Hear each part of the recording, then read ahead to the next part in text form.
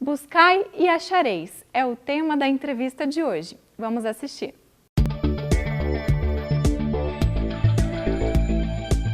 Olá, que bom que você está conosco. Seja muito bem-vindo, seja muito bem-vinda. Recebemos aqui hoje para o nosso bate-papo, para a nossa entrevista, mais uma vez, Daniel Henrique Pereira. Seja bem-vindo. Prazer é sempre meu, Márcio. Daniel Pereira está vinculado à Sociedade Espírita Capa dos Pobres. Perfeito. Né? E que fica onde, Daniel? Fica no Bigorrilho, na Rua Desembargador Otávio do Amaral, 138, atrás do Hospital Evangélico. Atrás ou na frente, de qualquer jeito, qualquer ali jeito. grudado no Hospital Evangélico. Perfeito. Uma casa tradicional, uma casa que tem mais de 90 anos, né? Com as suas portas abertas, feito um serviço extraordinário, né? No consolo, no esclarecimento, no atendimento de muita gente que vai lá durante a semana. Né? Não tenha dúvida, a casa fica aberta de segunda a domingo, Márcio, com atividades, todos os horários, sobretudo atividades assistenciais. É uma casa de muito movimento. Bom, Daniel. E o Daniel, profissionalmente, tanto quanto eu, engenheiro civil? Somos engenheiros sofredores de profissão, Márcio. Não fala isso. Tanta gente sem profissão. É verdade. Tá certo, Daniel. Então, é uma alegria, novamente, você aqui conosco, para falar sobre um tema que é um tema, me parece, essencialmente evangélico. Muita gente fala dele. Essas palavras, né? Buscai e achareis. Perfeito. Quem é que falou isso, Daniel? Onde que vem essas palavras? Então, Márcio, essas palavras foram proferidas pelo guia e modelo da humanidade, Jesus Cristo, que, num discurso conhecido como o Sermão no Monte, nos legou vários princípios, na verdade, um compêndio de princípios éticos morais. E no meio desse compêndio estava esta pérola, buscai e achareis, que está transcrita no Evangelho de Mateus. E como é que a gente compreende isso? O que Jesus quis dizer com isso? Essa não é uma pergunta tão fácil quanto a primeira, mas... A pergunta é fácil, agora eu quero ver a resposta. Na minha humilde e pálido ponto de vista, eu gosto de pensar que Jesus, quando falava, não falava apenas para corpos físicos. Jesus, quando falava para espíritos imortais, revestidos momentaneamente na roupagem do povo hebreu, de mulheres de família, de pastores de ovelhas, de agricultores. Então, quando Cristo falava, ele falava para o ser integral que habita a cada um de nós. Então ele via as nossas experiências do passado, certamente via o nosso momento presente, mas também vislumbrava as oportunidades futuras. E enxergando as nossas potencialidades, conseguiria ver para onde nós poderíamos ir. Eis aí, Márcio, a lei do progresso, e o progresso, como nos assevera Allan Kardec em O Evangelho segundo o Espiritismo, é o filho do trabalho. Então, para mim, pelo menos para mim, buscai e achareis é um apelo definitivo ao progresso através da dedicação, através do esforço, mas sobretudo através do trabalho. Entendendo aqui trabalho, Márcio, como toda e qualquer ocupação útil, ensinando-nos o Cristo assim, que o mérito das nossas conquistas é proporcional ao esforço que cada um de nós realizamos. Então, esse trabalho nada tem a ver, a rigor, com dinheiro. Perfeito. Tem a ver com uma ocupação. Tem a ver com uma ocupação que seja útil, sobretudo à sociedade. Ok. Daniel, então você quer dizer também que, segundo a compreensão dessas palavras de Jesus, as pessoas não progridem apenas desejando, querendo, sentadas. Certamente não progridem apenas desejando, não basta querer, é necessário esforço próprio. Então, eu costumo dizer, felizmente ou infelizmente para alguns, o trabalho, Márcio, como nos diz a espiritualidade em O Livro dos Espíritos, é uma lei natural. E por ser uma lei natural, se consiste numa necessidade. Porque vejamos, ninguém, Márcio, aprende por um processo osmótico. Ninguém se torna sábio sem se debruçar sobre os livros. Nenhum atleta fortalece o seu corpo sem trabalhar o seu físico. E ninguém, ou pelo menos que eu saiba, consegue conquistar o seu sustento material de forma lícita, sem dedicar o seu tempo, o seu esforço ou o seu intelecto. Então, como nos diz o grande benfeitor Emmanuel, guia espiritual do saudoso Chico Xavier, súplica sem esforço costuma ser preguiça das mentes. Assim, não tem nem como dar um jeitinho, né? Fazer uma oração para a providência divina, para ela, né, esquecer da gente? A gente não tem que fazer esforço próprio? Não tem, mas Não tem isenção para ninguém? Não há isenção. Eu gosto de pensar que se a providência divina nos isentasse desse esforço próprio, possivelmente os nossos membros estariam atrofiados. Se ela nos isentasse de utilizar a nossa razão, de utilizar o nosso intelecto, possivelmente nós ainda viveríamos como uma civilização primitiva, sem experienciar, sem experimentar o progresso espiritual, somente estando arraigados à infância do Espírito. Então, certamente, Márcio, a lei é de progresso e a lei é de trabalho e certamente ela nos exige esforço e, mais do que isso, em alguns momentos, a providência divina coloca em nosso caminho alguns espinhos, coloca em nosso caminho algumas pedras, alguns dissabores, para que nós possamos tirá-las de frente e assim possamos nos fortalecer. Talvez até para testar se a gente consolidou nessa musculatura mesmo. Sim, Márcio. Por isso que o processo educativo do Evangelho não é de eliminação desses obstáculos, de aniquilação dessas aflições, dessas angústias. O processo educativo do Evangelho é sim de transformação, de transformar essas dificuldades em energia, mas energia realizadora do bem. Foi assim que a nossa civilização saiu da barbárie para a civilização material.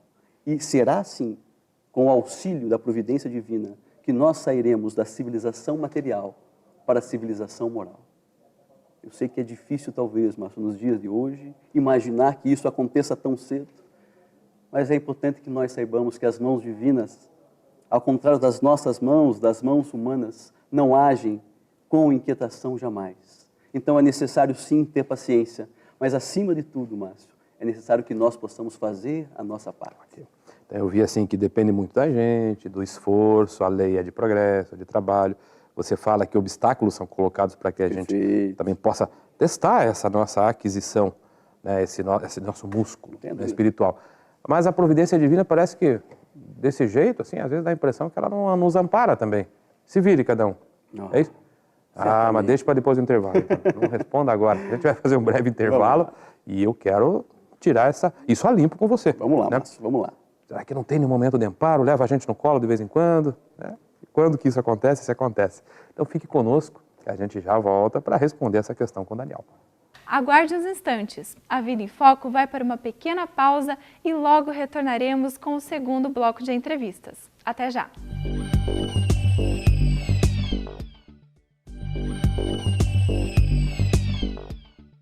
Retornamos com o segundo bloco da entrevista de hoje, com o tema Buscai e Achareis.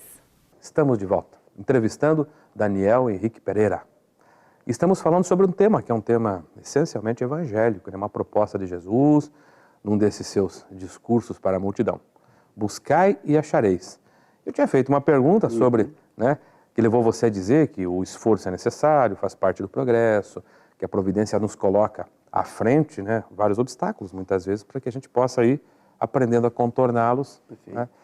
Mas a providência nos ampara, né, ou nos deixa assim, largados ao léu?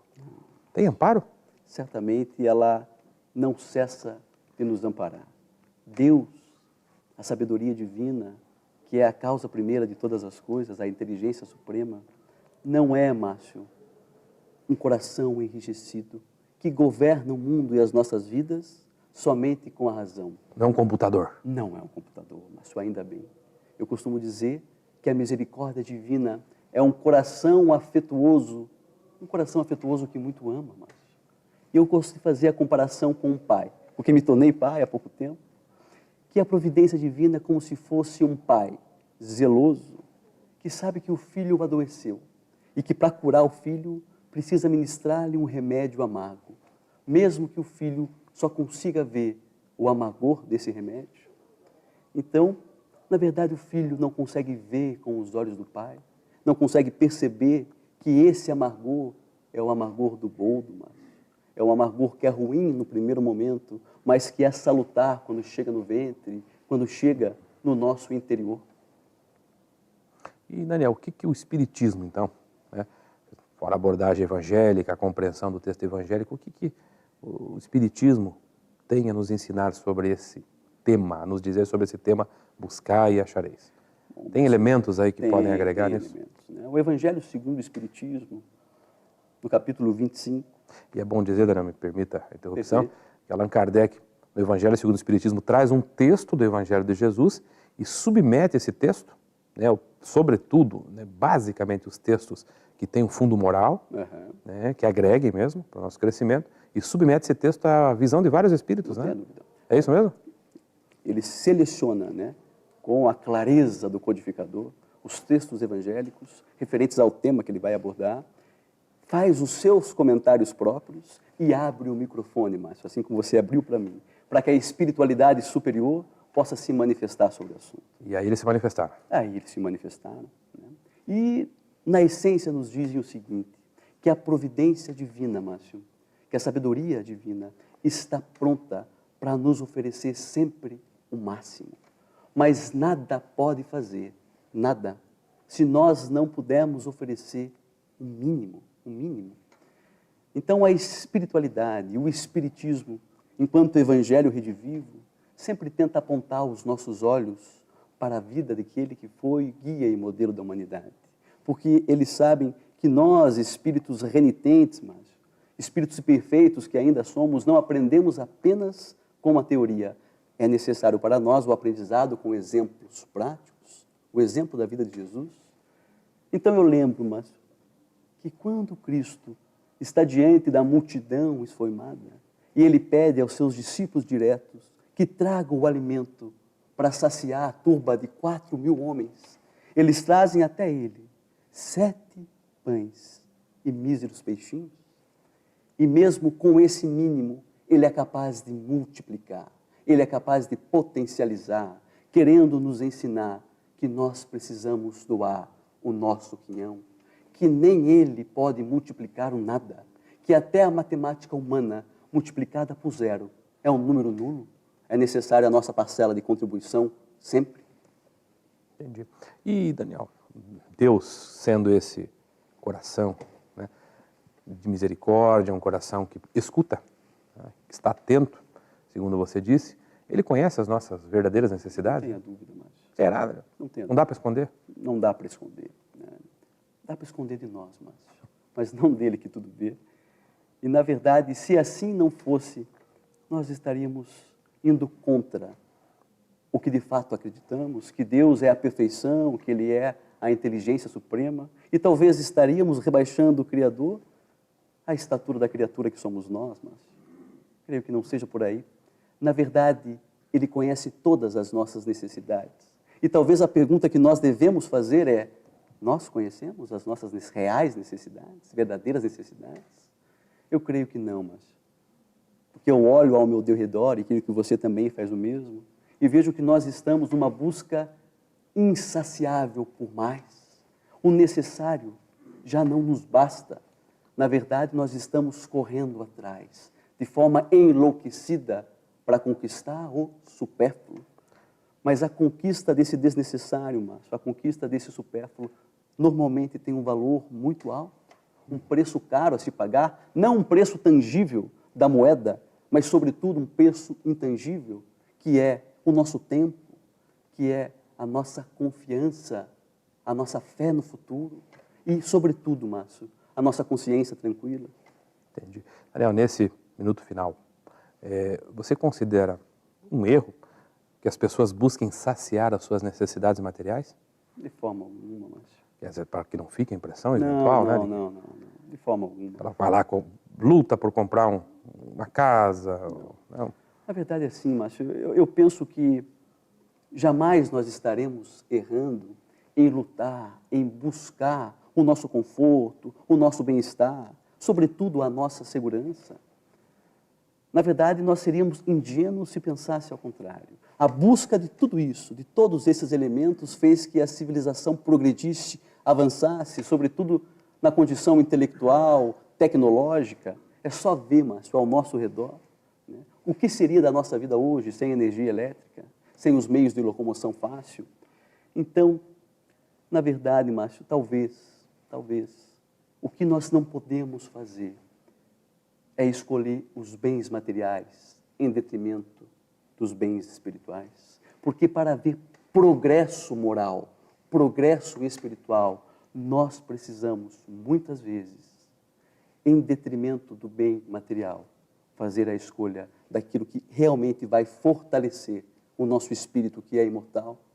Então, na minha visão romântica, Márcio, se você me deixa, eu costumo dizer que nós somos eternos semeadores, estamos semeando, e quanto mais nós semeamos, maior a probabilidade de que nós possamos colher, e que nós jamais esquecemos que muitas dessas sementes lançadas vão cair em nosso próprio terreno.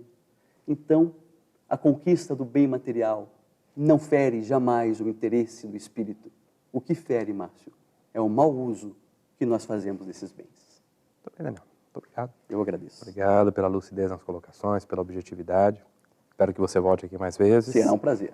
E a você que nos acompanhou também, a nossa gratidão em nome de toda a equipe de trabalho do programa, em nome também do Daniel. Obrigado. Permaneça conosco, porque nós temos mais atrativos.